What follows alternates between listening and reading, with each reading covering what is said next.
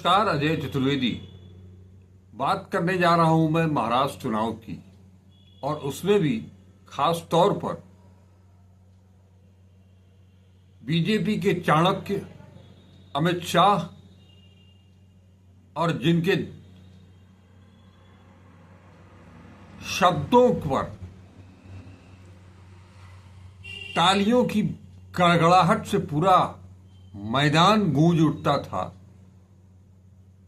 जिनके मजाकिया अंदाज से हंसी के फव्वारे छूट जाते थे, वैसे देश के प्रधानमंत्री नरेंद्र मोदी अचानक ऐसा क्या हुआ कि वो मैदान छोड़ करके भाग खड़े हुए।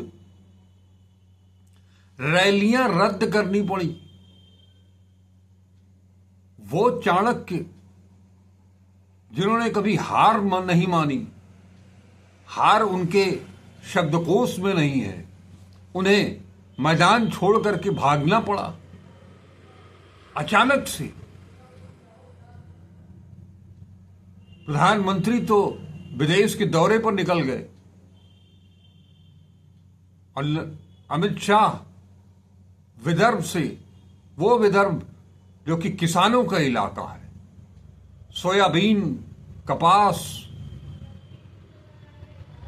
के किसानों का वो इलाका, क्यों छोड़ करके भाग गए मैदान। रैली रद्द करके वाया नागपुर वो दिल्ली क्यों पहुंच गए।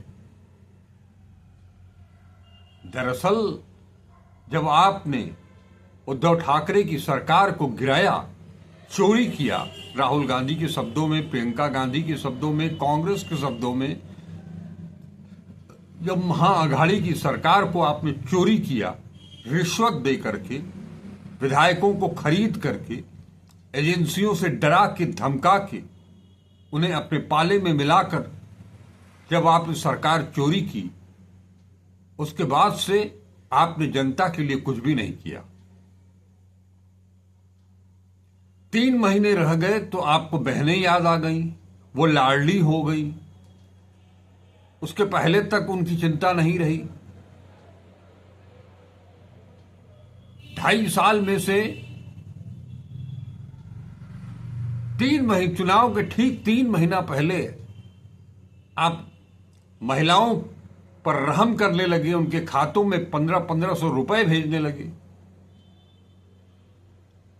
लेकिन विदर्भ के वो किसान जो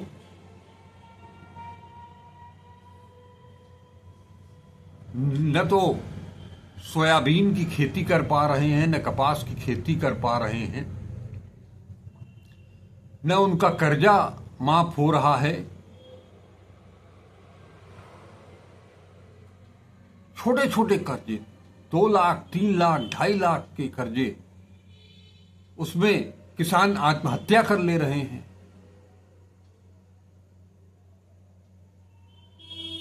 अगर जिस किसान ने आत्महत्या कर ली, उसका परिवार, उसके बच्चे, उनका बच्चों का पालन पोषण तक मुश्किल हो रहा है महिला के लिए।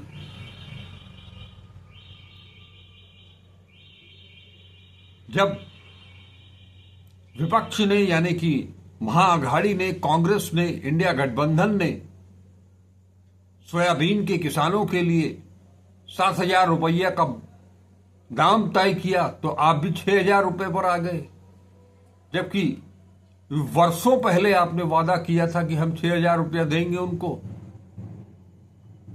अब कहां, जब आपने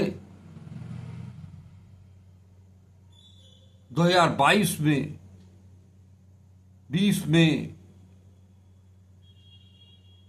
जब इन किसानों के लिए कुछ घोषणा की थी, तो 2 साल, 2.5 साल तक कहां शांत रहे। क्यों नहीं दिया आपने 6,000 रुपया। सब कुछ केवल चुनाव के लिए।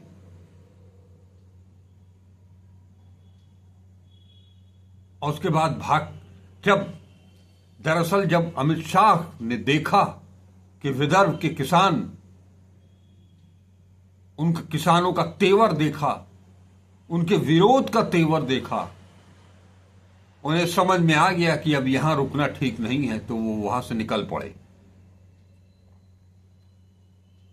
जब राहुल गांधी वहां खड़े होते हैं और वो जब गिनाना शुरू करते हैं महाराष्ट्र को लेकर के, महाराष्ट्र के बड़े से बड़े रोजगारों को, बड़े से बड़े प्रोजेक्ट को उनसे छीन लिया गया, उन्हें गुजरात भेज दिया गया। गौतम अडानी को वो धारावी की जमीन, गरीबों की जमीन जिसकी कीमत 1 लाख करोड़ मापी जा रही है, उस जमीन का सौदा करने के लिए महाराष्ट्र सरकार को चुराया गया। ये राहुल गांधी का आरोप। और आज वो जमीन अडानी को दी जा रही है।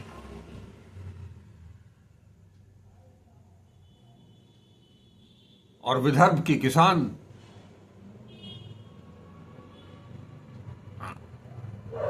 जिनकी लागत तक नहीं निकल पा रही है, औने पौने दाम पर वो खुले बाजार में बेचने के लिए मजबूर हैं।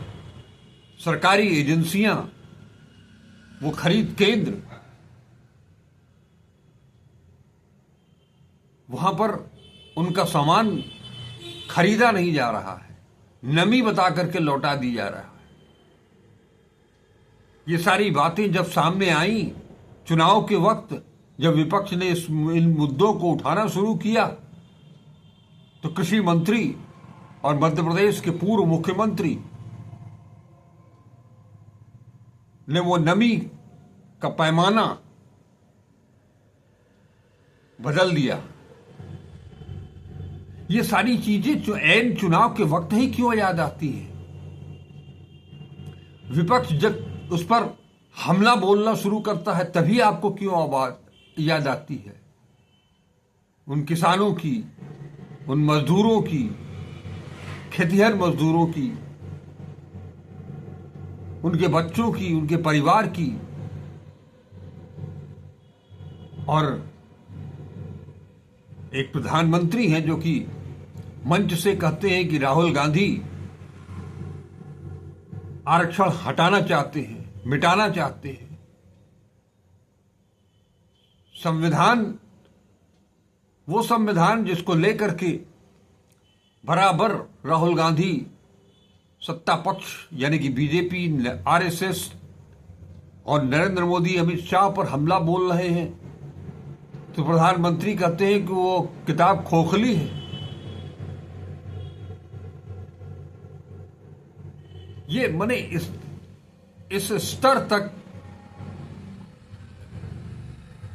बरगलाने का प्रयास जब असफल होता हुआ दिखाई दिया, तो मोदी भी चलते बने और अमित शाह को भी मैदान छोड़ करके भागना पड़ा। चुनाव परिणाम चाहे जो हो, लेकिन विपक्ष ने, इंडिया गठबंधन ने, महाविकास अघाड़ी ने, उद्धव ठाकरे, शरद पवार, राहुल गांधी, अब तो प्रियंका गांधी भी मैदान में उतर आई हैं। वायनाड का चुनाव खत्म होने के बाद वो भी मैदान में है और बड़े अपने अनोखे अंदाज में, तीखे तेवर के साथ वो नरेंद्र मोदी को निशाने पर लेकर के और जवाब सवाल कर रही हैं। और उधर आचार संहिता का उल्लंघन लगातार हो रहा है, सत्तारूढ़ दल के द्वारा हो रहा है। लेकिन अब निर्वाचन आयोग तो आपका है, अपना है, उसे कुछ न कुछ तो करना है, अपनी भी लाज बचानी है। तो लोकसभा चुनाव की तरह उन्होंने कांग्रेस और बीजेपी के अध्यक्षों के नाम नोटिस भेज दिया। चुनाव प्रचार जब खत्म होने को आया तो नोटिस भेज दिया और उसका जवाब मांगा कि 18 तारीख तक आप जवाब दीजिए, यानी कि 18 वो तारीख जिस दिन चुनाव प्रचार थम जाएगा।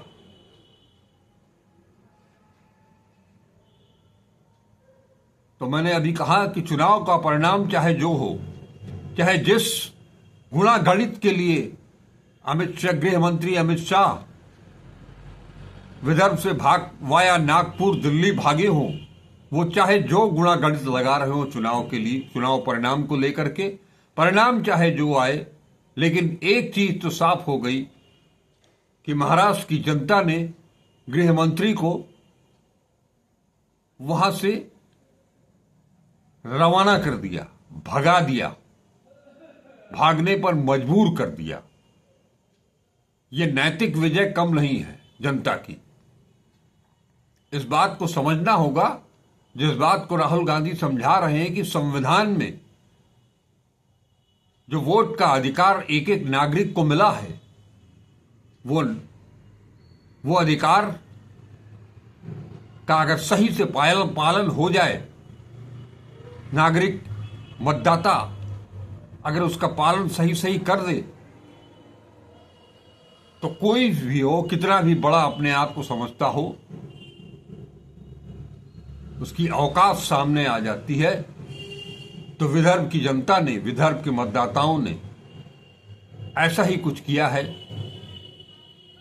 और सबसे बड़ी चीज तो यह है कि लोकसभा चुनाव के बाद से नरेंद्र मोदी और अमित शाह, इन दोनों की जोड़ी को बीजेपी और आरएसएस ने ही विधानसभा के चुनाव से अलग करने के लिए एक रणनीति बना रखी है, ताकि विधानसभा में क्षेत्रीय बातें हों, क्षेत्रीय मुद्दे हों। ये दोनों रहेंगे तो वो केंद्र का मसला, केंद्रीय मुद्दे उठेंगे, और उसमें जब ये पूरी तरह से फ्लॉप हो चुके हैं तो विपक्ष इन्हें घेरेगा और उसका जवाब बीजेपी और आरएसएस के पास नहीं होगा। और ये साबित कर दिया विदर्भ के लोगों ने, विदर्भ की जनता ने। इस बीच जनता के बीच जाकर के जनता के लोगों से जनता से सीधे सरोकार स्थापित करने वाले राहुल गांधी महाराष्ट्र में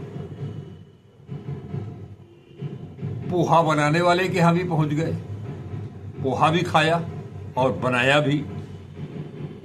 ये होता है पर्सनल अटैचमेंट, पब्लिक से आपका आत्मिक जुड़ाव।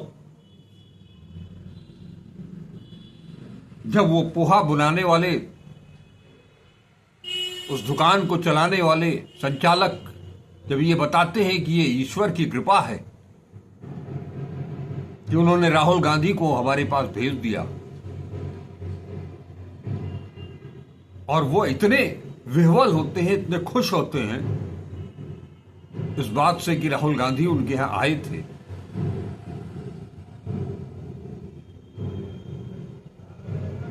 ये उनकी बातों को सुन करके, उनके चेहरे को देख करके, उनके बॉडी लैंग्वेज को देख करके पता चलता है कि राहुल गांधी जनता के बीच किस तरह से आत्मिक संबंध बना रहे हैं।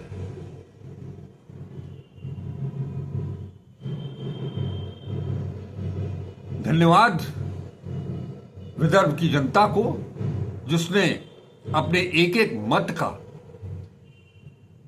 वजन बता दिया और देश